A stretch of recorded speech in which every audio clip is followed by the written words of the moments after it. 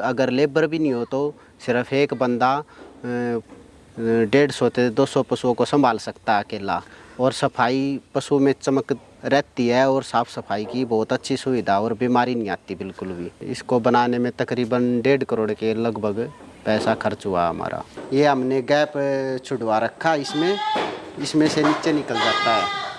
ये sir double portion के लिए किया हुआ है। जैसे सर्दियों में अब हम क्या करेंगे, जैसे छोटे बच्चे हैं, हाँ, उनको सर्दी ज़्यादा लगेगी, तो ये आप देख रहे चारों तरफ से दीवार है, पेशाब मिंगनी वगैरह होगी जो इन पे गिर जाएगी। और हमारी लेबर है जो वो हमारे पास 12-12 फुट के फावड़े हैं वो खींच लेती है। दोस्तों, स्क्रीन पे दिख रहे व्हाट्सएप नंबर से जुड़कर आप अपना बिजनेस कई गुना बढ़ा सकते हैं। साथ ही देश के हर किसान भाई से सीधे जुड़ सकते हैं और इस प्लेटफॉर्म के द्वारा आप अपना माल खरीद व बेच भी सकते हैं। बस आपको ये करना है, अपना नाम, गांव का नाम और अपने राज्य का नाम लिखकर हमें व्हाट्सएप कर देना है। दोस्तों, आज हम पहुँचे हुए सोनीपत हरियाणा में। काफ़ी भाइयों के क्वेश्चन होते हैं कि सर एलिवेटेड जो फार्म बनाते हैं उसके क्या फ़ायदे होते हैं, क्यों बनाना चाहिए, कितना खर्चा आता है, कोई सब्सिडी सरकार से इसमें मिलती है नहीं मिलती है, और क्या बेनिफिट हो सकते हैं एलिवेटेड शेड को बनाने के, और कितना ही ज़रूरी होता है बकरी फार्म में एलिवेटेड शेड बनाना। तो दोस्तों, मेरे साथ हैं अभी सुमित भाई, जिन्होंने लगभग 1.5-2 साल से बकरी फार्म कर रहे हैं एलिवेटेड शेड के अंदर। तो पूरे फ़ायदे और नुकसान जानने की कोशिश करेंगे। कितनी लागत आई है, कहीं को सब्सिडी मिली है सरकार से, मिली है तो कितनी मिली है, और कैसे आप एलिवेटेड शेड बना सकते हैं वो भी कम खर्च में। तो सर, सबसे पहले नमस्कार आपको। नमस्कार सर, और आपके सब्सक्राइबर को भी मेरा तहे दिल से नमस्कार जी। और आपका बहुत बहुत स्वागत है हमारे फार्म में टाइम निकाल कर आने के लिए। तो सुमित भाई, चलते हैं फार्म के अंदर। काफ़ी लोगों के क्वेश्चंस होते हैं कि सर हम बकरी फार्म शुरू करना चाहते हैं तो किस तरह का शेड बनाएं, क्योंकि शेड सर एक ऐसी चीज़ है जिसको अगर आपने गलत तरीके से बना लिया तो होना ये है कि फिर उसको तोड़ोगे बनाओगे तो खर्चा बहुत ज़्यादा बैठ जाता है। और एक सही शेड का होना बहुत ही ज़्यादा ही यहाँ पर ज़रूरी है, क्योंकि इस पर डिपेंड करता है आपकी बकरियां कितनी हेल्थी हैं, बीमारी वगैरह उनमें आती है नहीं आती है, वो बहुत डिपेंड करता है। तो सर, मैं अभी देख रहा हूँ जैसे अभी सुबह के 9 बजे हैं, सुबह की जो पहली किरण है वो आपके फार्म पे पड़ी है। हाँ जी। ये सामने सूरज है उधर, और पूरे दिन यहाँ पे धूप रहने वाली है। पूरे दिन धूप रहेगी सर, और सूरज की ढलते टाइम आखिरी किरण भी पूरी बकरियों के बाड़े पे और अंदर हर जगह धूप रहती है पूरा दिन। तो वहाँ पे सामने जो है सूरज छुपेगा। हाँ जी। तो सुमित जी, सबसे पहले आप ये बताइए कि धूप का, पहली धूप और आखिरी धूप फार्म पे आना क्यों ज़रूरी है, पूरे दिन धूप का रहना क्यों ज़रूरी है? सर, एक तो धूप के तो बहुत सारे फ़ायदे हैं। बारिश के मौसम में भी गीला नहीं रहता, साफ़ सफाई रहती है, और बहुत से परजीवी होते हैं जो धूप के कारण वो मर जाते हैं। और जो नमी है जी, सबसे पहली बात है, नमी नहीं रह पाती फार्म में। और ये जो बकरियों का प्लेग्राउंड है बच्चों का, इसमें नमी नहीं रहेगी तो बीमारी ना के बराबर आएगी। इसलिए हमने इस पूर्व पश्चिम दिशा में शेड को बनाया। सुबह से लेकर शाम तक पूरे दिन धूप रहती है और सूखा रहता है पूरे बाड़े में। अच्छा सुमित जी, कितने दिन हो गए आपको स्टार्ट करे हुए फार्म को? और सर, एक बात और, जैसे पूरा दिन धूप रहेगी, अब सर्दियों का मौसम आएगा, पूरा रात ओस गिरेगी तो जो मिट्टी है उसमें नमी आ जाएगी। टाइम से धूप निकलेगी, अगर धूप ही नहीं होगी बाड़े में तो नमी पकड़ी रहेगी मिट्टी और सफाई नहीं होगी अच्छे से। अगर आप झाड़ू वगैरह लगाओगे तो मिट्टी ऐसे चिपकी रहेगी। अगर धूप निकलेगी और सूख जाएगा तो सफाई भी अच्छे से होगी। सुमित जी, कितना समय आपको हुआ है बकरी पालन करते हुए? सर, मेरे को 2024 में 3 साल हो जाएंगे, मार्च में। 3 साल आपके हो जाएंगे? हाँ जी। तो शुरुआत जो करी आपने एलिवेटेड शेड से ही करी। लोग जो है पहले नॉर्मल फार्म बनाते हैं उसके बाद एलिवेटेड करते हैं। हाँ जी। क्योंकि बहुत खर्चे का सौदा है सर ये। तो वो क्यों आपने ऐसा करा कि आपने स्टार्टिंग ही एलिवेटेड से करी है? सर, एक तो मैंने कई जगह पे विजिट किया, देखा, और कई फार्म बंद भी हो गए। तो मुख्य कारण ये रहा कि मैंने सिर्फ अपनी सेफ्टी के लिए वो पशु स्वस्थ रहे, और एलिवेटेड शेड इसलिए बनाया फिर कि बीमारियां ना के बराबर हो जाती है, सफाई अच्छी रहती है। और बाई चांस अगर आपकी लेबर इधर उधर हो जाए और तो एलिवेटेड शेड है। अब मैंने वुडन फ्लोरिंग करवा रखी है, जिसमें इनके मिंगन वगैरह पेशाब वगैरह ऑटोमेटिक नीचे चला जाता है। और अगर लेबर भी नहीं हो तो सिर्फ एक बंदा 150 से 200 पशुओं को संभाल सकता है अकेला।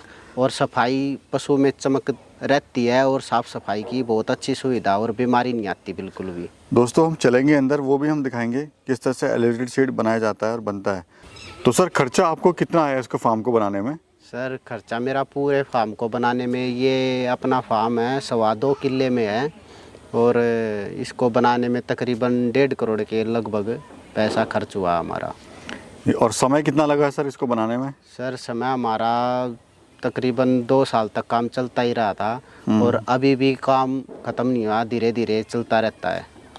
आइए सर चलते हैं अंदर और दिखाते हैं एलिवेटेड जो होता है वो क्यों फ़ायदेमंद होता है और क्यों वो बनाना चाहिए। हालांकि इतना आसान नहीं है, बहुत खर्चे का सौदा है, लेकिन आप इसको छोटे स्केल पे भी बना सकते हैं। तो सर सबसे पहले बात करेंगे इसके डिज़ाइन की। हाँ जी। मैं देख रहा हूँ इधर सामने पूरा स्पेस छोड़ी हुई है आपने, ऊपर टीन है, इधर भी स्पेस है और इधर आपने पर्दे लगाए हुए हैं। हाँ जी। तो थोड़ा बताइए सर इसके बारे में।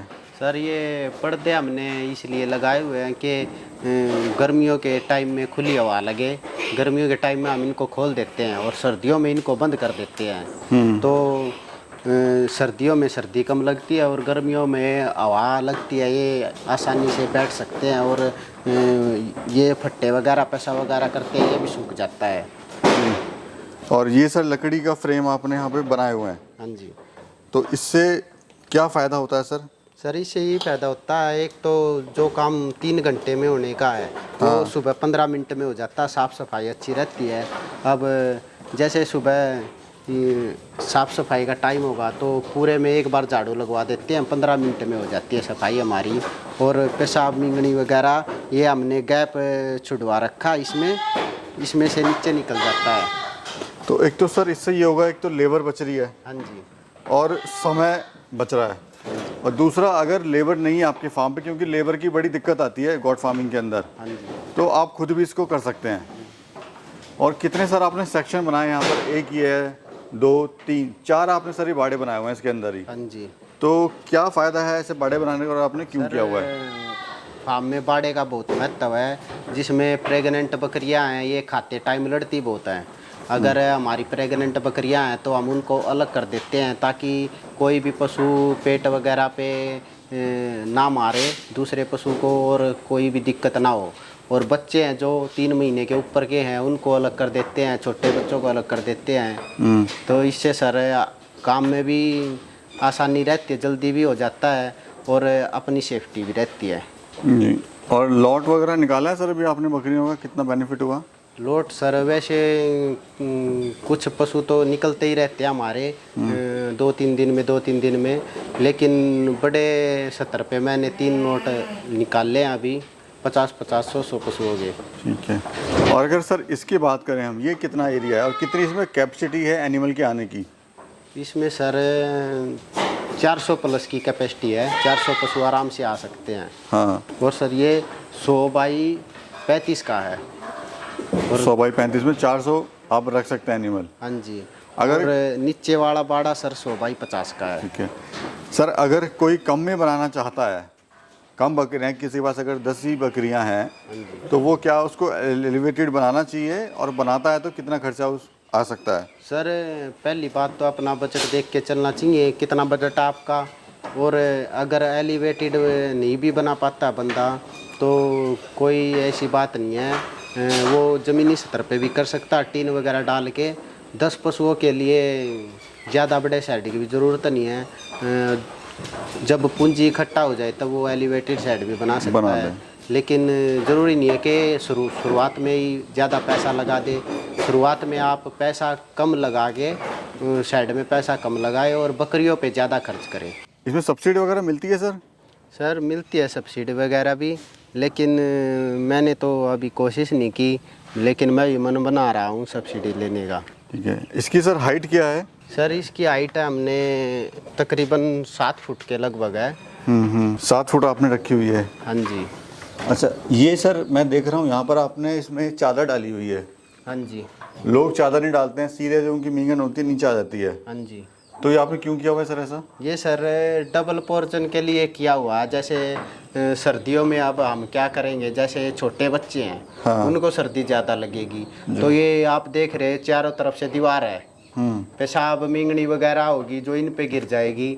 और हमारी लेबर है जो वो हमारे पास 12-12 फुट के फावड़े हैं, वो खींच लेती है मिंगन वगैरह को। और छोटे बच्चों को हम सोच रहे हैं कि सर्दियों में नीचे रखते हैं जी, तो उससे जो है सर्दी कम लगेगी। हाँ जी। इसमें भी सर आपने नीचे बाड़े बनाए हुए हैं? हाँ जी। हाँ जी। नीचे भी सर जैसे ऊपर है वैसे ही नीचे अलग अलग पोर्शन है, बीच में हमने गेट लगाए हुए हैं। जी जी। अच्छा, इससे सर जो मींगन इकट्ठी होती है आपकी, हाँ जी। तो उसको भी कोई सेल वगैरह करते हैं? हाँ जी करते हैं। क्या है कि हमारे आसपास किसान ज़्यादा हैं, वैसे तो एक आध बार हम बेचते हैं, लेकिन अपने ही खेतों में डाल देते हैं। हाँ। क्या है कि भैंस के गोबर से भी ज़्यादा असरदार होता है बकरी का मेंगन का खाद। भैंस का गोबर 2 साल असर करता है, तो बकरी का मेंगन का खाद 4 साल काम करता है। इसलिए हम बेचते तो हैं, लेकिन कोई ख़ास दोस्त तो उसको दे देते हैं, लेकिन खुद ही यूज करते हैं। और एक अपना जानकार मशरूम का प्लांट है उनका, कभी कभार वो ले जाते हैं। तो सर बता दीजिए थोड़ा, शुरुआत कैसे करे कोई बकरी फार्म की, और कितने एनिमल से शुरुआत कर सकता है, और मंथली इनकम वो क्या ले सकता है? सर शुरुआत में आप अपने पहली बात तो आपने बजट से देखे कि आपका बजट कितना है, और नस्ल का चुनाव आप कोई भी कर सकते हैं, सभी नस्लें अच्छी हैं। बस आपको ये देखना है कि आपके एरिया में किस नस्ल की डिमांड ज़्यादा है, आप उसी नस्ल से शुरू करें और अपने बजट के हिसाब से चले। अगर आपका बजट कम है तो कम पशु ले, और अगर आपका ज़्यादा तो कुछ पशु ज़्यादा बढ़ा ले अपने। इसमें सर एक तरह से और आप इनकम ले सकते हैं, कि जो मेरे को लगा कि आप इसमें अगर मुर्गी पालन कर लें, देसी मुर्गी पालन, क्योंकि वो उनकी मीगन पे पलती है। हाँ जी। हाँ जी। इससे जो एक्स्ट्रा इनकम आपकी अंडे वगैरह हैं या मुर्गी कोई है वो आप ले सकते हैं। इसके साथ में सर आप कर सकते हैं देसी मुर्गी पालन, फ्री रेंज आपका हो जाएगा, और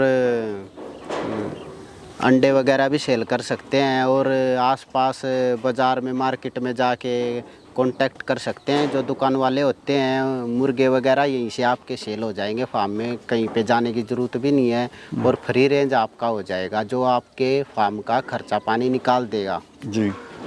अच्छा, इसको सर फार्म को बनाने के लिए कोई स्पेशल लेबर चाहिए होती है, या कोई भी इसको लेबर बना सकती है, या आपने कोई स्पेशल लेबर कहीं से मंगवाई थी, या आपने कहाँ पे देखा, कैसे आपने सीखा कि इसको ऐसे बनाना है ऐसे बनाना है? कोई अगर बनवाना चाहता है तो वो कैसे बनवाए अपना एलिवेटेड फार्म? सर कोई भी मिस्त्री हो, जो राज मिस्त्री होते हैं, चढ़ाई का काम करते हैं, वो भी बना सकता है। बस पिलर भर के, और हमने ये पिलर खड़े किए हुए हैं जी। और इन पे एंगल वेल्डिंग वाले का काम और मिस्त्री का काम है। फिर इन पे हमने वुडन फ्लोरिंग ऐसे एंगल वेल्ड करवा के, और उन पे फट्टे ऐसे सेट करवा रखे हैं। नॉर्मल जो मिस्त्री होता है वो भी कर सकता है, ऐसी कोई दिक्कत वाली बात नहीं है स्पेशल वाली। तो जो लकड़ी है वो खास किस्म की लकड़ी है सर? नहीं, खास किस्म की नहीं है सर। जैसे आप कोई भी लकड़ी ले सकती हो जो थोड़ी मजबूत सी हो, शीशम वगैरह की, देसी कीकर वगैरह की, कोई भी ले सकती हो, जो आपकी कॉस्टली हो, थोड़ी ज़्यादा महंगी भी ना हो। और हमारी ये देसी कीकर की लकड़ी है, ये चल जाएगी आराम से, 6-7 साल चल जाएगी। यानी, और इसकी लाइफ कितनी होगी सर इस फार्म की अगर बात करें तो? लाइफ सर वैसे तो अब जुड़ ही गए हैं, तो लाइफ ही टाइम हो गया। चलो सर, मेरी शुभकामनाएं आपके साथ हैं। आप एक तो काफ़ी यंग हैं, जवानी है अभी, हाँ जी। और इस जवानी की दहलीज पे आपने इतना बड़ा कदम रखा, इतनी मेहनत का आप कर रहे हैं, उसके लिए मेरी शुभकामनाएं। आप अच्छी तरक्की करें सर। हाँ जी। और बहुत बहुत धन्यवाद आपका। धन्यवाद। नमस्कार सर। नमस्कार।